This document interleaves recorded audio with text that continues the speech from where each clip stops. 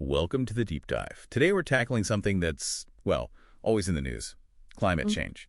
But more specifically, this strange situation. We have lots of climate promises, yet this ongoing credibility crisis in carbon markets. It feels like everyone's talking green, but the actual foundations seem a bit wobbly. That's exactly it. You've got this, $2 billion voluntary carbon market. And honestly, a lot of it's been running on, let's just say, flimsy data. Flimsy data.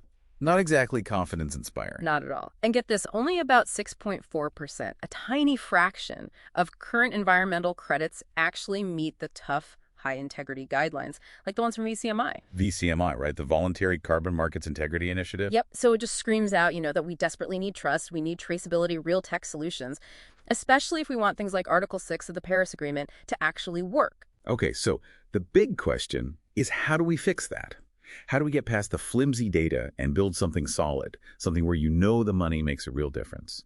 We're going to dive into a new kind of ecosystem today, one designed specifically for, well, integrity and accountability in climate finance. Right. And let's be clear, this isn't just like another app or website. We're talking about proper infrastructure, a full-stack platform. It's called Spera Impact, or sometimes Spera. Infrastructure, okay. Yeah. So what's in the stack? It pulls together some key technologies. You've got blockchain for security, obviously, AI-driven monitoring, on-ground sensors for real-world data. Real-time stuff. Exactly.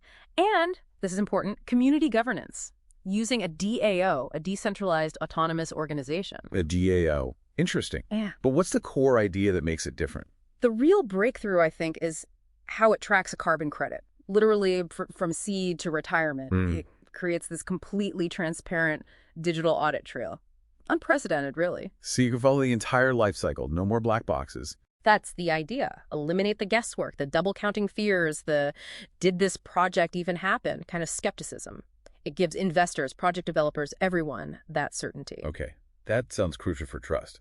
How does it specifically help attract, serious investment?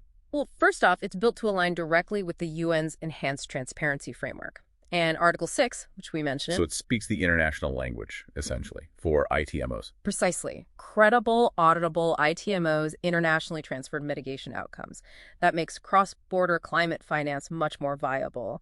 And it fosters what they call investment-grade confidence. They use ERPAs. ERPAs, Emission Reduction Purchase Agreements. Yes. Legally binding contracts, plus third-party verification, transparent revenue sharing. It turns these credits into something like an investment banking compliant asset. Full KYC, KYB, AML, checks all the safeguards you'd expect in traditional finance. KYC, KYBAM.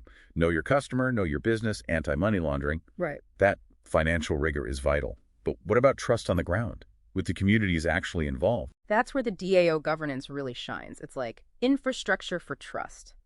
Think blockchain voting, clear ways to raise concerns, grievance mechanisms, and participatory MRV. Participatory MRV. So locals are involved in the measurement, reporting, verification. Exactly. They help validate the impact. It gives indigenous peoples, local communities, investors, everyone a real voice and visibility. Cuts through that old opacity. And the whole thing's backed by the Spera Impact Standard, the SIS. It meets or beats the big international standards like REDD plus S, ICVCM. The Integrity Council standard. Right. And it adds unique stuff like plant-level verification and AI that adapts the MRV. Super granular. It's easy to get bogged down in the tech, but the real story isn't just carbon, is it? You said carbon is just the headline. The real story is resilience, biodiversity, and jobs. Could you give us an example? Oh, definitely. Look at mangrove projects. Panama, Kenya, Madagascar, Sri Lanka, places like that. Yes, they sequester massive amounts of CO2, hundreds of millions of tons over, say, 40 years.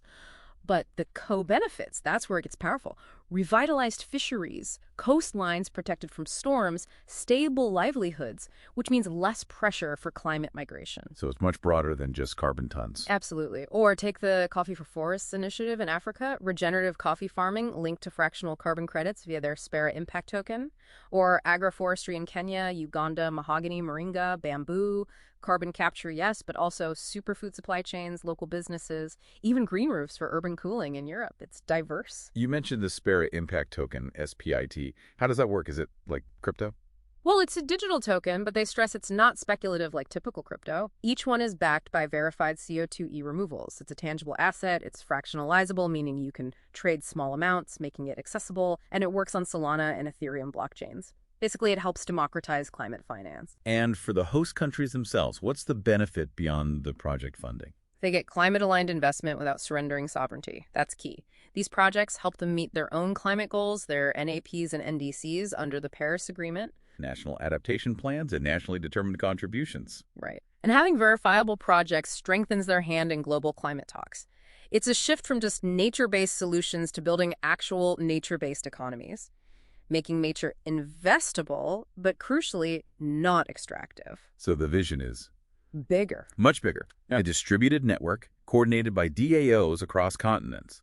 Real-time data on carbon, biodiversity, jobs, risk reduction, evolving into ecosystems focused on resilience, livelihoods, even peace.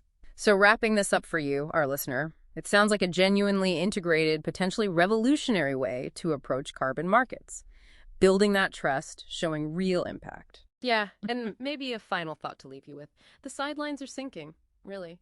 The future belongs to those who regenerate, so the choice is stark, isn't it? Keep trying to recycle old frameworks that haven't quite worked, or step up and regenerate with new ones.